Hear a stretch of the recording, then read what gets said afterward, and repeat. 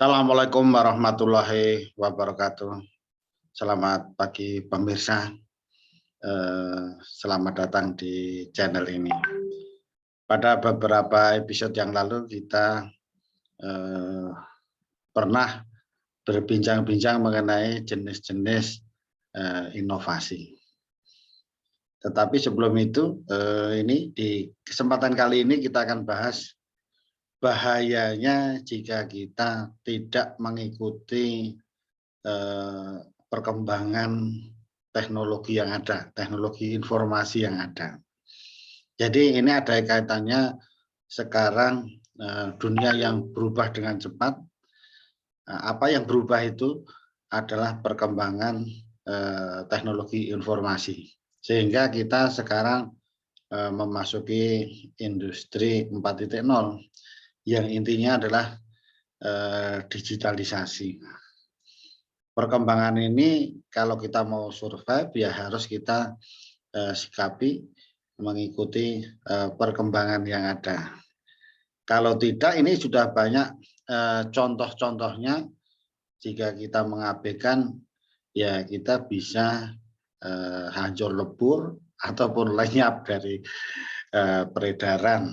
Nah, kita nanti kan kita bicarakan beberapa contohnya, bahayanya jika kita tidak melakukan perubahan, tidak mensikapi perubahan teknologi informasi atau digitalisasi itu sendiri. Sehingga contoh banyak kasus yang mengabaikan itu menjadi hilang dari peredaran. Nah, nanti kita sampaikan contoh-contohnya ya ini ya. Jadi kita dari ini kita berbicara dari HP ini saja. Nah, sekarang ini banyak pekerjaan-pekerjaan yang hilang dengan datangnya smartphone ini. Nah, dengan smartphone ini kita sudah lama hilang dari peredaran, yaitu contohnya mengirim surat. Nah, surat secara manual zaman dulu di waktu Lebaran, hari raya itu selamat hari raya kan gitu. Nah, itu pun sudah diganti SMS, diganti dengan WA, dan sekarang ngirim video, ngirim macam-macam. Itu sudah hilang. Nah, kemudian contoh lagi dengan hadirnya handphone ini juga hilang itu tadi beberapa pekerjaan atau kegiatan. Contohnya sekarang orang tidak ada yang jarang sekali membaca koran. Koran yang manual pakai kertas itu kertas koran. Karena bacanya sekarang sudah berita-berita online. Di media online, medsos semua sudah ada dan cepat lagi. Semua berperan sebagai wartawan pun bisa. Kemudian apalagi radio dan televisi. Sekarang orang jarang mendengarkan radio dan televisi gitu. Karena sekarang di handphone ini ada YouTube, ada musik diputar diulang-ulang setiap saat. Kalau itu kan dulu menunggu hari sekian, tanggal sekian ada acara ketoprak misalnya. Nah, radio, televisi hilang. Sekarang orang jarang nonton televisi, banyak punya channel sendiri-sendiri di YouTube, di mana-mana. Kemudian cara-cara yang lain juga banyak yang hilang. Sekarang contoh kasus mal-mal juga banyak yang tutup. Sekarang banyak yang beli online, ya kan? Nah, beli online. Itu contohnya yang gerai-gerai yang besar-besar juga tutup. Nah, sekarang praktis dari rumah beli baju, beli alat, beli apa, hampir semua bisa dilakukan dengan handphone. Kemudian beli obat, beli apa gitu lah. Itulah dari faktor beli. Dari segi kerja misalnya. Kerja juga WFH, work from home, kerja dari rumah. Yang penting dari rumah ada internet, ada HP, ada IO pada tutup, ya kan. Seminar sekarang menggunakan media daring, online, Zoom dan sebagainya. Dunia apa dulu agen travel apa beli tiket sekarang udah gampang, banyak yang tutup bahkan gitu.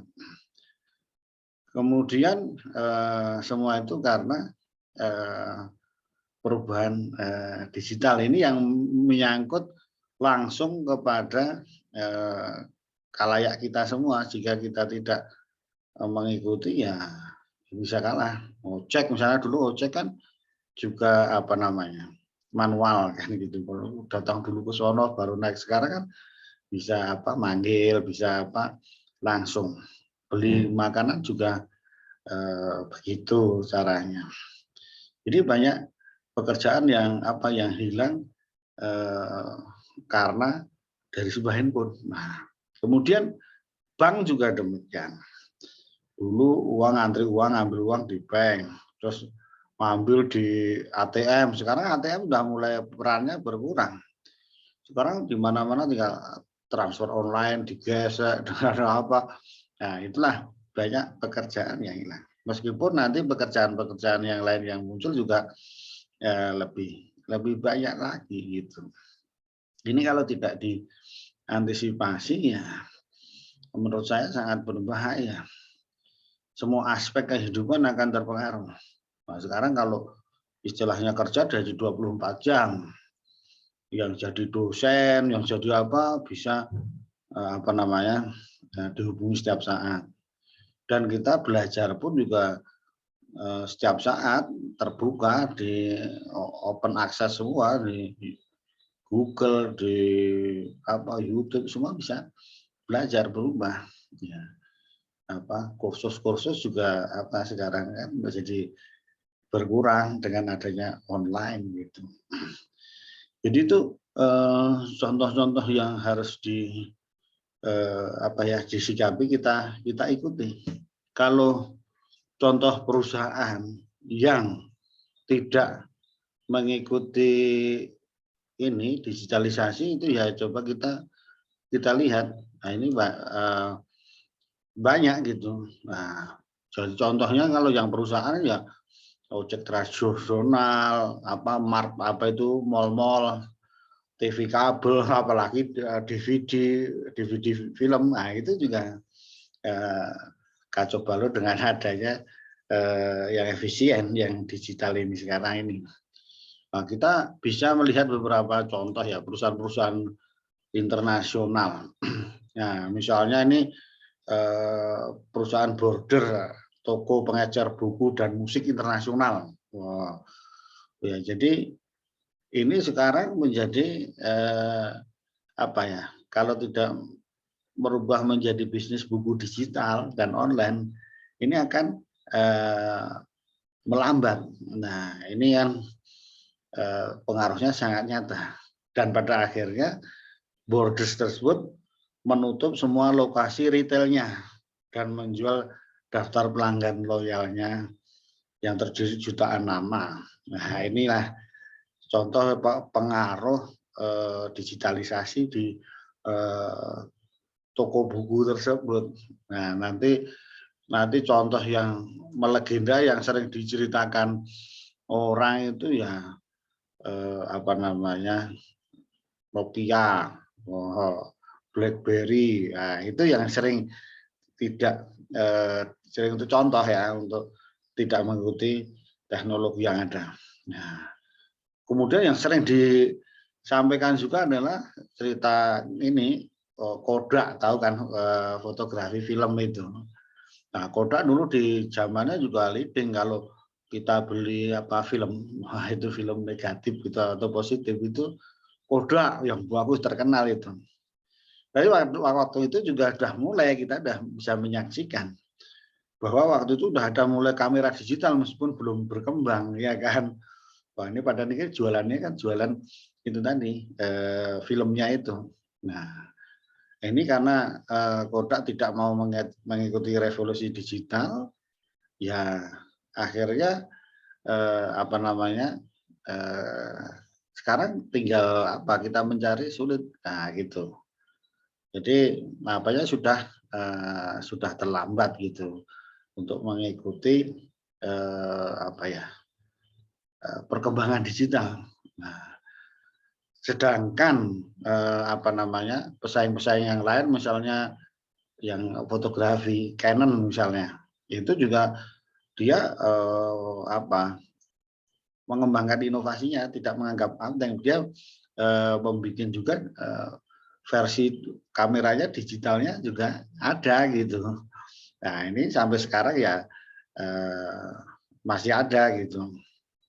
Ini contoh-contoh kegagalan yang tidak mau mengikuti perkembangan teknologi. Ya gitu. Teknologi digital khususnya ya. Kemudian contoh di Amerika juga ada, yaitu apa namanya, terkenal di Amerika GM, General Motors Amerika itu. Nah, mereka kan karena mengumpulkan uang aja, sehingga dia tidak berinvestasi di teknologi, makanya ya kalah dalam persaingan. Dan ya akhirnya pada tahun 2009 dibentuk GM Motors Company, GM yang baru gitu. Nah inilah beberapa jika kita mengabaikan dari apa namanya pentingnya mengikuti digitalisasi itu penting, baik perusahaan maupun diri kita sendiri. Nah diri kita sendiri. Jadi perspektifnya perusahaan maupun diri kita sendiri, kalau tidak mengikuti perkembangan teknologi digital, ya kita akan babak belur nampaknya kayak begitu.